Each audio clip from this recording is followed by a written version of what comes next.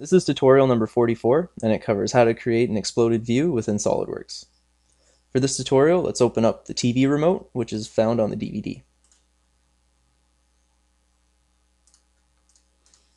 Now, to make an exploded view of this part, pretty much what we're going to do is change the distance between each part in the assembly, and we're able to see all the components that go into the assembly, and we're able to see them at a distance from one another and how they come together.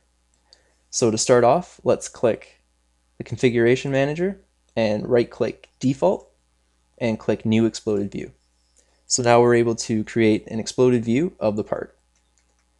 So to start off, let's click the button, and with these arrows we're able to explode it in any of these axes. So we want to explode it up the green one, so you can see the axis in the bottom corner here, so we're putting it up the y-axis.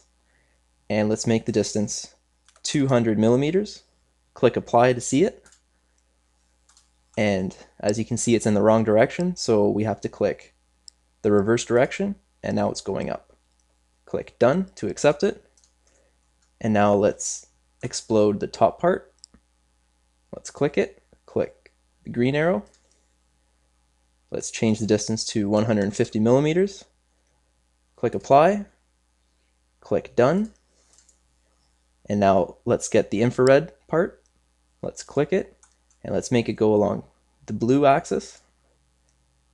Click apply, and that's the wrong direction. Let's change the direction, and click done. So now this is going to be our exploded view of the TV remote. Now let's click OK, and when you open it up, you can see the exploded view. Every time you double click on it, it explodes it, and it collapses it. Now when you right click on it, you can see the animated explode, so let's click it. And you're able to see an animation of the exploded view. You're able to make it a loop or go back and forth. So let's make it go back and forth, and let's make it go 2 times as fast. Let's click play. And it's just showing it explode and come back together. Now let's close this. So now in our views, we can either go back to the assembly of all the parts, and it can be in the exploded view still, or when we go back to configuration, we can double click on it and collapse it. So that concludes our tutorial on the exploded view within SolidWorks.